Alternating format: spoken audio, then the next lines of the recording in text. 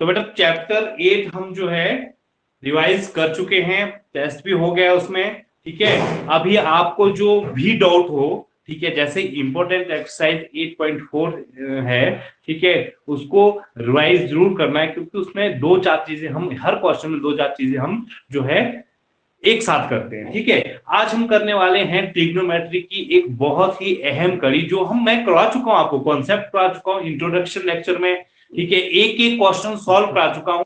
लेकिन यहाँ पे रिवीजन के टाइम में बच्चे, ठीक है ना, रिवीजन के टाइम में मेरा मानना ये है कि मैं आपके टेस्ट से पहले एक बार फिर से आपको कुछ चीजें बता दूं, जिनको आप में ध्यान में रखना है। अगर आप इन चीजों को ध्यान में रखोगे तो आपकी पकड़ होगी इस चैप्टर पे, और यहां से आपका मैक्सिमम मार्क्स का क्वेश्चन पूछा जाता है, ठीक है। तो स्टार्ट करते हैं बच्चे। एक्टिव रहना है क्लास में, चुपचाप नहीं बैठे रहना है।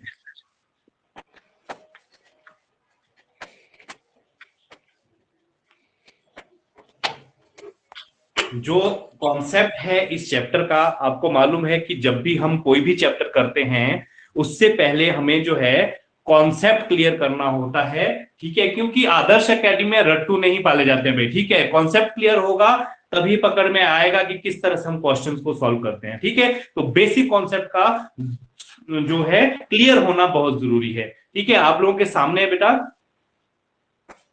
सम एप्लीकेशन ऑफ ट्रिग्नोमेट्री, ठीक है। यहां पर देखो बच्चे, हमने अभी तक रेशियोज के बारे में बात की, ठीक है, किस तरह से हम निकालते हैं, ठीक है, एंगल्स के बारे में बात की, किस तरह से हम थीटा लेते हैं, किस तरह से उसकी वैल्यू निकालते हैं, पाइथागोरस थ्योरम का यूज किया, पंडित बद्रीपाल हर हर बोले ये यूज किया। अब ये तो महामंत्र है भाई ट्रिग्नोमेट्री का, ठीक है, जो आपका पंडित बद्री प्रसाद हर हर बोले है, ये महामंत्र है। तो महामंत्र तो आपका यहाँ होने वाला है, ठीक है। तो आप देख रहे होंगे यहाँ पे कुछ नई चीजें आई हैं जो हमने पिछले चैप्टर में नहीं देखी है। एंगल ऑफ एलिवेशन, ठीक है, एंगल ऑफ डिप्रेशन, ठीक है। अब देखो बेटा, हम कहीं से भी, ठीक है, एक हॉरिजॉन्टल लाइन होती है, जहां हम हॉरिजॉन्टल लाइन होती है, सीधी भाषा में अगर मैं बात बोलूं तो सीधी भाषा में लंबी पड़ी जो रेखा होती है उसको हम, खड़ी जो रेखा होती है उसको हम क्या बोलते हैं, वर्टिकल लाइन बोलते हैं, ठीक है। तो हॉरिजॉन्टल लाइन का यहाँ पे ध्यान देना आपने, क्योंकि एंगल यहाँ पे जो भी बनेगा वो हॉरिजॉन्टल लाइन के साथ ही बनना है। तो आप लोग देख पा रहे होंगे ये यहाँ पे हॉरिजॉन्टल लाइन है, जहां पे कोई पर्सन, ठीक है, ये गोल मरोल सा इमोजी आप देख रहे होंगे, ठीक है, देखने में अर्शिया की तरह लग रहा है, ठीक है। तो ये आपका यहाँ पे पर्सन जो है, आप साइड में देख रहे होंगे जहां आपका हैंड रेस का ऑप्शन आ रहा है, वहां पे एक काइट है। यस सर, काइट है। पर्सन के जो ये इमोजी है बेटा ऊपर वाला, इसकी बात कर रहा हूं, इस पर्सन के सीधे एक हॉरिजॉन्टल लाइन बन गई है। अब ये क्या कर रहा है, ये पर्सन ये देख रहा है काइट को, काइट की तरफ इसने देखा, ठीक है, और एक जो वो एंगल बना रहा है, जो काइट की तरफ जो एक लाइन बन गई है उसको बोलेंगे बेटा angle of line of site, sorry, line of site. मतलब जिस तरफ इसने पर्सन ने देखा है उस पर जो लाइन बनी उसको लाइन ऑफ साइट बोलेंगे, ठीक है। और लाइन ऑफ साइट और इस हॉरिजॉन्टल लाइन के बीच में जो एंगल बनेगा उसको हम बोलेंगे क्या, एंगल ऑफ एलिवेशन, ठीक है। याद रखना है आपको ये, अगर आप इस कॉन्सेप्ट अकॉर्डिंग जो स्टेटमेंट्स हमें दी होती है क्वेश्चन में, उससे आप क्या कर पाओगे, फिगर डायग्राम जो है हम सही होगा, ठीक है, तो आपका जो है क्वेश्चन भी सही होने वाला है। इसमें जो सॉल्व करना, हमने जो सॉल्यूशन करना है वो कुछ भी नहीं है, सिर्फ मेन चीज क्या है, यहां पे मेन चीज आपके डायग्राम है। तो उसके लिए कॉन्सेप्ट का होना बहुत जरूरी है, ठीक है। अब आपको सिर्फ इतना याद रखना है बच्चे कि जो हॉरिजॉन्टल लाइन है, जैसे यहां पे हॉरिजॉन्टल लाइन है आपकी, ठीक है, इस लाइन से ऊपर ही बनेगा हमेशा क्या आपका एंगल ऑफ एलिवेशन। मतलब जब बंदा ऊपर को देखेगा तो एंगल ऑफ एलिवेशन बनेगा, ठीक है। हॉरिजॉन्टल लाइन के ऊपर जो एंगल बना वो एंगल ऑफ एलिवेशन, और जो है आपके हॉरिजॉन्टल लाइन से नीचे बनेगा। यहां देखो ये पर्सन यहां आ गया, किसी टावर पे चढ़ गया भाई, ये ठीक है। अब ये पर्सन के साथ में जो ये हॉरिजॉन्टल लाइन कहां होगी, हमेशा पर्सन के साथ में होती है, ये यहां पे जमीन पे था तो यहां पे बनी, ठीक है। और यहां पे जो है आपका सेकंड वाले फिगर में आपका ये आपकी हॉरिजॉन्टल लाइन होगी। अब ये टावर के टॉप से नीचे देख रहा है फुटबॉल की तरफ, यहां देखो, तो इस तरह का यहां पे एंगल बन जाएगा यहां पे, ठीक है। ये मैं आपको थोड़ा सा डिटेल में समझाना चाहूंगा, ठीक है। जहां पे समझ में नहीं आ रहा है बेटा वहां पूछ लेना है, ठीक है। अब देखो यहां पे क्या बात कर रहा हूं मैं, एक पर्सन यहां पे था, ठीक है। अब यहां से ये यहां हमारा जो है एंगल ऑफ ये हॉरिजॉन्टल लाइन बन गया, दो लाइन है, ठीक है। एक लाइन हमारी हॉरिजॉन्टल लाइन बन गई है, ठीक है। अब यहां पे था काइट, ठीक है, यहां पे काइट था, ठीक है। तो इसने यहां से काइट की तरफ देखा तो यहां से ये जो एंगल बन गया ये Angle. होगी आपकी लाइन ऑफ साइट, ठीक है। ये लाइन ऑफ साइट होगी, ये हॉरिजॉन्टल लाइन होगी, यहां जो एंगल बना इसको बोलेंगे angle of Angle of elevation, elevation. Angle of elevation, Elevation. ठीक है। क्लियर है, ये क्लियर हो गया। अब ये बंदा जो है किसी टावर के ऊपर है, ये कोई टावर है, ठीक है, इस तरह का, यहां पे ये बंदा है, ठीक है। और यहां पे एक फुटबॉल है, थोड़ा टेढ़ा मेढ़ा बन रहा है रफी, ठीक है। तो यहां पे एक फुटबॉल है इस तरह की, ठीक है, ये बॉल है, ये बॉल की तरफ देख रहा है ऐसे, ठीक है। हॉरिजॉन्टल लाइन कहां होगी, इस पर्सन से सीधा, ठीक है। अब ये एंगल यहां पे बना, इसको बोलेंगे, देखो हॉरिजॉन्टल लाइन से नीचे है तो क्या बोलेंगे, angle of depression Angle of बोलेंगे, depression. लाइन के नीचे है तो एंगल ऑफ डिप्रेशन बोलेंगे। और एक बात आपको बहुत ध्यान से समझनी है कि जो ये बॉल के साथ यहां पे हॉरिजॉन्टल लाइन दो होंगी बच्चे, ठीक है। एक तो हॉरिजॉन्टल लाइन यहां बनती है जहां ये पर्सन है, इसकी आइज के साथ लगा लो, ठीक है। और दूसरा यहां से अगर मैं यहां इसके बॉटम, एक तो इसके टॉप से बनी है, टावर के टॉप से हॉरिजॉन्टल लाइन बनी है, दूसरी कहां से बनेगी, यहां से, ये भी तो हॉरिजॉन्टल ही है, Yes, sir. हॉरिजॉन्टल ये ना बेटा। तो ये जो यहां देखो एंगल, एक तो ये बना, एक इसी एंगल ऑफ साइड के साथ एक एंगल यहां बन गया, ये एंगल हमेशा बराबर होते हैं, अगर ये 30 डिग्री है तो ये भी हमारा ये भी 30 degree 30 का. डिग्री हो जाएगा, ठीक है। क्लियर है, यहां पे किसी को डाउट? No, ये sir. ही दो चीज मेन थी बच्चे जो हमें देखनी थी यहाँ पे। तो अब हम इंप्लीमेंट करेंगे, एग्जांपल लेंगे। देखो बच्चे मैं आपको ये इंट्रोडक्शन लेक्चर जब हमने चैप्टर किया था करवा चुका हूं, ठीक है।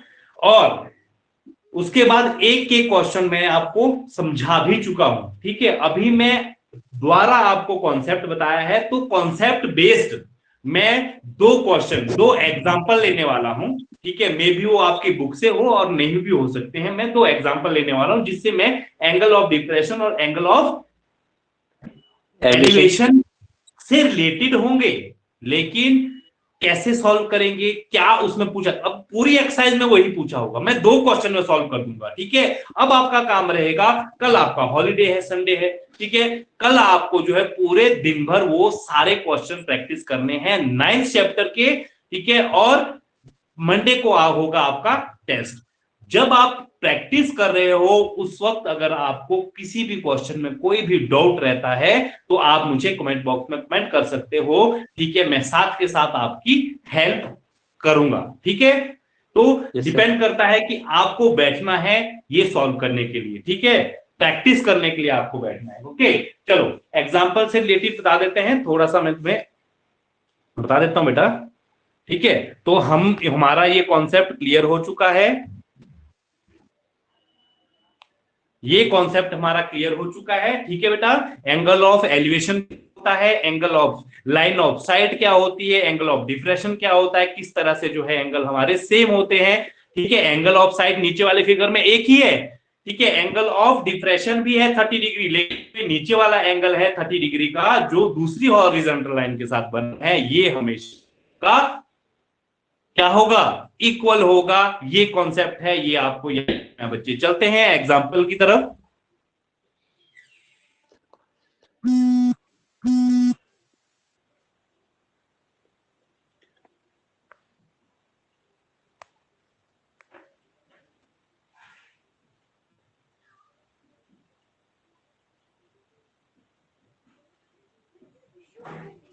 यहाँ पे हम देख लेते हैं एंगल ऑफ एलिवेशन से एक एग्जांपल। ठीक है, आप देख रहे हो बेटा क्वेश्चन आपके सामने। अब देखो उसने क्वेश्चन दिया, फिगर हम खुद बनाएंगे। ठीक है, चलो।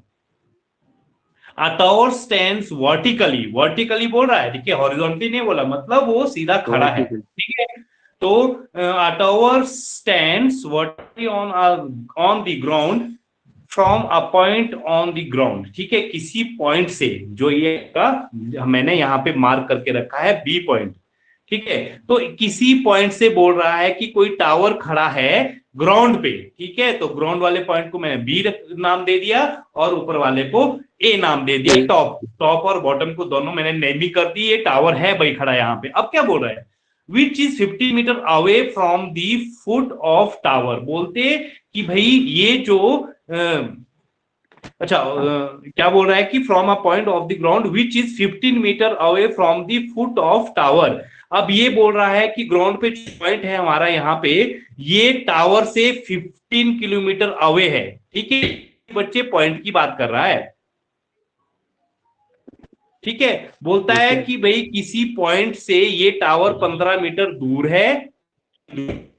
ठीक है, और ये टावर जो है वर्टिकली खड़ा है। दो चीजें हमें मालूम हुई यहाँ पे। ठीक है, क्लियर है ये। अच्छा, अब ये आगे बोल रहा है कि the angle of elevation of the top of the tower is found to be 60 degree, find the height of the tower. अब ये बोल रहा है कि भाई जो एंगल ऑफ एलिवेशन बना इस पॉइंट के साथ मिलके और के टॉप से, ये जो बना है ये 60 डिग्री है, ये हमें गिवन है। बोल रहा है कि टावर की हाइट बताओ। अरे भैया, ये एक बात कर रहा था टावर की, ठीक है, और एक पॉइंट की, और यहाँ पे जब हमने देखा तो ये तो राइट एंगल ट्राइंगल बन गया। ठीक है, इस पॉइंट को हमने सी पॉइंट नाम दिया और ये एबीसी हमारे पास एक राइट एंगल ट्राइंगल समकोण त्रिभुज बन चुका है। ठीक है, अब हमें यहाँ पे समकोण त्रिभुज में होता क्या है भाई, एक परपेंडिकुलर होता है, एक बेस होता है और एक हाइपोटेन्यूज होता है। ठीक है, तीन चीजें होती है। अब हमें निकालना क्या है, हाइट ऑफ टावर।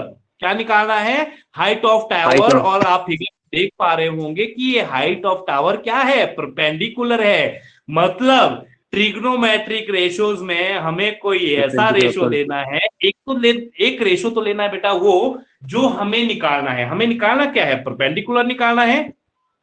ठीक है, और दूसरा हमें क्या लेना है, जो हमें गिवन हो। गिवन क्या है, बेस। मतलब परपेंडिकुलर अपॉन बेस कौन सा ट्रिग्नोमेट्रिक रेशो होता है भाई। ठीक है, तो क्या करेंगे, पंडित बद्री प्रसाद हर हर बोले वाला महामंत्र का जाप करेंगे। उससे हमें पता लगेगा कि ये थीटा कौन सा है। थीटा तो हमें गिवन है यहाँ पे। ठीक है, तो हमें पता लगेगा कि ट्रिग्नोमेट्रिक रेशो कौन सा है परपेंडिकुलर अपॉन हाइपोटेन्यूज का। चलो चलते हैं सॉल्यूशन की तरफ। ठीक है, अब देखो यहाँ पे टावर था, एक पॉइंट यहाँ पे था। ठीक है, और इसके टावर के टॉप और बॉटम के बीच में, यहाँ पे ग्राउंड के बीच में एक एंगल ऑफ एलिवेशन बन रहा है जो कि 60 डिग्री है और यहाँ पे समकोण है, और हमें इस टावर की हाइट जो है निकालनी है। ठीक है, जो हमारा क्या है, परपेंडिकुलर है, और बेस हमें दिया हुआ है 15 सेंटीमीटर। ये हो गया सी, ये हो गया ए, ये हो गया बी, एबीसी। ठीक है जी। अब देखो, अब हमें यहाँ पे परपेंडिकुलर और बेस गिवन है, परपेंडिकुलर निकालना है। हम एक ऐसा रेशो देखेंगे जहां पे क्या होगा, बेस और परपेंडिकुलर अपॉन बेस का, पंडित बद्री। ठीक है, तो क्या करेंगे, पंडित बद्री प्रसाद हर हर भैया, ये तो ये बना। ठीक है, परपेंडिकुलर अपॉन बेस कौन से इसमें आया, ये होता है साइन, ये होता है कॉस, ये होता है टेंजेंट। ठीक है, तो ये टेंजेंट में आया, तो हम क्या लिख सकते हैं यहाँ पे बेटा, हम लिख सकते हैं टेंजेंट थीटा की जगह क्या लिखेंगे, 60 degree. Tangent 60 degree is equal to perpendicular upon base, perpendicular upon base. Perpendicular क्या है भैया, ए बी अपॉन बीसी, और बेस क्या है, बीसी। और इसको और आगे लिखूंगा मैं। ठीक है, तो क्या हो जाएगा, ए बी कितना है भैया, नहीं पता। ठीक है, और बीसी कितना है, 15 है भाई। ठीक है, और ये 1060 की वैल्यू हम टेबल से देख लेंगे, कितनी होती है करंट 1060 की value, sir √3। Only √3। Yes sir. Confident हो? Yes sir. ओके, तो √3 यहाँ पे बेटा वैल्यू डाल देंगे। ठीक है, अब हमारे पास दो चीजें हैं, दो वैल्यूज है, तीसरी तो आ ही जाएगी। ठीक है, तो हम ए बी को यही छोड़ देंगे और √AB की वैल्यू चाहिए ना, तो 15 को उधर ले जाना पड़ेगा। ठीक है, तो ये क्या हो जाएगा, ए बी बराबर है आपका 15 ऊपर चला जाएगा तो मल्टीप्लाई हो जाएगा बच्चे किसके साथ, 15 के साथ 15 के साथ मल्टीप्लाई हो जाएगा, तो ये क्या आ जाएगा 15 √3। तो ये वैल्यू हमारे पास आ गई 15 √3 आ गई। कैलकुलेशन टफ थी, इजी है, फिगर सही होना चाहिए, उसके लिए कॉन्सेप्ट आपको मालूम होना चाहिए, ये मेन चीज है बेटा। ठीक है, तो ये सॉल्व हो गया हमारा। ठीक है जी, अब अगर मैं ये कहूं बच्चे, अगर मैं यहां पे ये कहूं कि ये भी हमें मालूम है, ये मालूम है, जैसे अगर हमें ये ना निकाल के अगर हमें बोला होता कि भाई इस पॉइंट से टावर के टॉप पर एक रस्सी बांधी गई है, ये चीज कुछ भी ना होती। ठीक है, हमें बोला होता कि एक टावर है और इसकी दूरी जो है टावर से जो है एक पॉइंट है ग्राउंड पे, और पॉइंट की दूरी जो टावर के तल से मतलब बॉटम ऑफ टावर से 15 सेंटीमीटर है, और इस पॉइंट से खूंटी गाड़कर ग्राउंड में एक रस्सी बांधी गई है जो टावर के टॉप पे बांधी गई है। बताओ इस रस्सी की क्या लंबाई थी? अगर ऐसा पूछा जाता है ये क्वेश्चन, तो यही सब है इस एक्सरसाइज में। ठीक है, अगर ऐसा पूछा जाता तो क्या करते भाई? अब हमारा परपेंडिकुलर से कोई लेना देना नहीं है, स्क्रीनशॉट लेना चाहते हो बेटा तो ले सकते हो। लीजिए सर। हो गया अर्शिया, हो गया बेटा? Yes sir. अब हमारा कोई लेना देना नहीं है इसके परपेंडिकुलर से। ठीक है, अब हमें क्या चाहिए, रोप की लेंथ हमें फाइंड आउट करनी है। मतलब एक हमें गिवन है क्या, बेस और हाइपोटेनस। ठीक है, यस सर। तो हमें ऐसा कोई इसमें से देखना है जिसमें हाइपोटेनस और बेस का रिलेशन है। ठीक है, तो बेस अपॉन हाइपोटेनस क्या है, ये वाला, तो ये क्या होगा, कॉस। ठीक है, तो कॉस थीटा होता है बेस अपॉन हाइपोटेनस। सेम वही चीज करेंगे, थीटा हमें 60 दिया हुआ है, हम क्या करेंगे, कॉस अब 10 ने क्या कॉस दिया क्योंकि बेस अपॉन हाइपोटेनस कॉस में है। ठीक है, कॉस थीटा, थीटा कितना है 60 डिग्री। क्या करेंगे, बेस अपॉन हाइपोटेनस। ठीक है, अब हाइपोटेनस और बेस, बेस क्या है भैया, बीसी है, हाइपोटेनस क्या है, एसी है। ठीक है, और बीसी की वैल्यू हमारे पास 15 है ऑलरेडी, लेकिन एसी की वैल्यू हमें मालूम नहीं है, तो हम क्या करेंगे, cos 60 की वैल्यू डाल दो भाई, कितना होती है 1/2। 1/2। Yes sir. 1/2, तो cos 60 की वैल्यू हम 1/2 यहाँ पे लिख लेंगे, इज इक्वल टू यहाँ पे 15 हो गया और यहाँ पे एसी हो गया।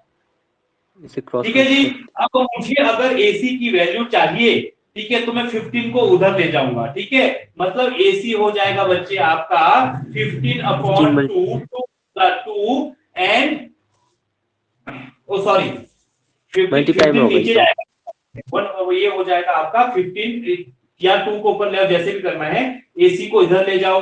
ठीक है, इसको इधर ले आओ। ठीक है, तो एसी हो जाएगा 15 × 2 इज इक्वल टू 30। तो ये हमारे पास आ गई इसकी ग्रुप की लेंथ 30। ठीक है, और आपसे कुछ भी नहीं पूछा जाना है, एलिवेशन की बात होगी ये कंप्लीट, जो भी पूछा जाएगा आपके सामने है। अब आप सारे क्वेश्चन बिल्कुल इजीली सॉल्व कर सकते हो इस एक्सरसाइज के। ठीक है, तो ये बात थी एंगल ऑफ एलिवेशन की, आप स्क्रीनशॉट लेना चाहो ले सकते हो बेटा। फिर चलते हैं आगे, हमने नेक्स्ट डिफ्रेक्शन वाला जो है एक क्वेश्चन कर लेते हैं। ओके, यस लीजिए सर। क्लियर, स्क्रीनशॉट हो गया? Yes sir. ले लो बच्चे, ले लो ले लो, हो गया क्लियर? Yes sir. ओके, अर्षया बेटा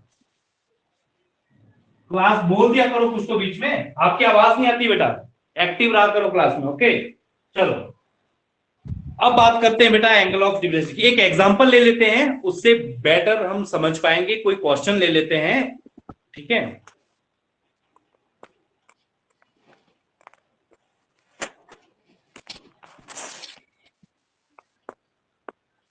यहां पे बच्चे देखो, यहां पे फिर से एक टावर है, वही टावर ले लिया हमने, ठीक है। एक टावर है और इस टावर की हमें हाइट दी गई है, मतलब इस टावर की हाइट दी गई है, इतना समझ लो, ठीक है। ना हमें बेस पता है, ना हमें यहाँ पे हाइपोटेनस पता है, ठीक है। अब पर्सन कहाँ है आपका, यहां देख पा रहे होंगे, टॉप ठीक है, ये है पर्सन, ठीक है। पर्सन ने पोल से दूर एक बॉल ग्राउंड पे पड़ी थी, उसकी तरफ जो है नजर डाली, तो ये एंगल जो लाइन ऑफ साइट बनी है, तो ये आपकी लाइन ऑफ साइट होगी, ठीक है। तो यहां पे ये बोल रहा है कि एंगल ऑफ साइट बॉल के साथ जो है पर्सन ने जो देखा है एंगल ऑफ साइट के साथ, और ये हॉरिजॉन्टल लाइन जो ये डिस्टेंस ये है, इसके साथ मिलके जो एंगल बना है वो है 30 डिग्री, ठीक है बच्चे, वो एंगल है 30 डिग्री, ठीक है। अब ये एंगल देखो बच्चे, ये एंगल यहां नहीं था, ये एंगल यहां नहीं है, ये मैं आपको अभी समझाता हूं, ये एंगल यहां नहीं है। जब भी पर्सन की बात होगी, सॉल्यूशन की तरफ चलते हैं, ठीक है। मैं आपको समझाता हूं किस तरह से हुआ है, यहाँ पे क्या हुआ है। यहाँ पे एक टावर है, टावर के ऊपर पर्सन है, ठीक है। इसने एक बॉल को देखा यहाँ पे ग्राउंड पे, ठीक है, और ये बन गया हमारा एक राइट एंगल ट्राइंगल, ठीक है। अब ये बोल रहा है एंगल ऑफ डिफ्लेक्शन की बात कर रहा है 30 डिग्री, तो बेटा जहां पे पर्सन होगा वहां बनेगा आपका हॉरिजॉन्टल लाइन। इस तरह से जो भी आप क्वेश्चन करोगे एंगल ऑफ डिफ्लेक्शन का एग्जामिनेशन में, जो भी एक्सरसाइज में जितने भी क्वेश्चन है, पर्सन की आइज के साथ या कोई भी थिंग है, ठीक है, वहां पे आपका एक हॉरिजॉन्टल लाइन बनेगा। तो ये है हमारा वो एंगल ऑफ डिप्रेशन जिसकी बात की जा रही है क्वेश्चन में, ठीक है, वो है ये 30 डिग्री, ओके। और साथ में ही जब ये यहाँ पे ठीक है, इस पॉइंट पे ये बॉल है, बॉल के साथ और इस टावर के बॉटम के साथ हमने एक हॉरिजॉन्टल और लाइन और लगा दी, जैसे कि मैंने प्रोडक्शन में आपको कहा था कि ये एंगल और ये एंगल आपका बराबर होने वाला है, तो ये भी हो जाएगा आपका 30 डिग्री, ठीक है। अब जो कुछ भी हमें सॉल्व करना है, जो कुछ भी हमें फाइंड आउट करना है, वो तो बच्चे इस राइट एंगल ट्राइंगल से करना ना। तो थीटा तो हमें ये जरूरी है, गिवन हमें ये था, इसलिए वो कॉन्सेप्ट जरूरी था कि ये दोनों एंगल आपस में सेम होते हैं, और ये हो गया आपका राइट एंगल। अब देखो पूछा क्या जा रहा है क्वेश्चन में, क्वेश्चन में बच्चे पूछा जा रहा है कि भाई आपको क्या करना है, 30 degree, find the distance of the ball from the foot of the tower. ये जो फुट है टावर का, इससे हमने ये जो डिस्टेंस है ये फाइंड आउट करना है, बॉल डिस्टेंस हमें फाइंड आउट करना है, टावर और बॉल के बीच में जो भी आपका क्या है डिस्टेंस है, ठीक है। तो एक चुटकी बजाओ तो सॉल्यूशन हो जाएगा, ठीक है। अब देखो आ गया हमारे पास, अभी यहाँ पे ध्यान से देखना है, ये चीजें कंफ्यूज नहीं होना है बेटा, ठीक है, कोई भी क्रिटिकल चीज नहीं है यहाँ पे। आपको एक बात ध्यान से रखनी है कि हमें बेस निकालना है, और हमें जो है यहाँ पे 30 टावर की हाइट दी गई है जो कि 30 है, ठीक है बेटा। टावर की हाइट जो है 30 मीटर में गिवन है, मतलब परपेंडिकुलर दिया हुआ है, बेस निकालना है। रिलेशन कौन सा देखें, ऐसा रिलेशन देखेंगे जिसमें परपेंडिकुलर अपॉन बेस आए। पिछले क्वेश्चन में आया था परपेंडिकुलर अपॉन बेस, किसमें आया था, tan थीटा में, perpendicular upon base tan theta. तो tan थीटा हम ले लेंगे यहाँ पे, tan थीटा, थीटा कितना है 30 degree, is equal to perpendicular upon base. Perpendicular क्या है, AB है, और बेस क्या है BC है।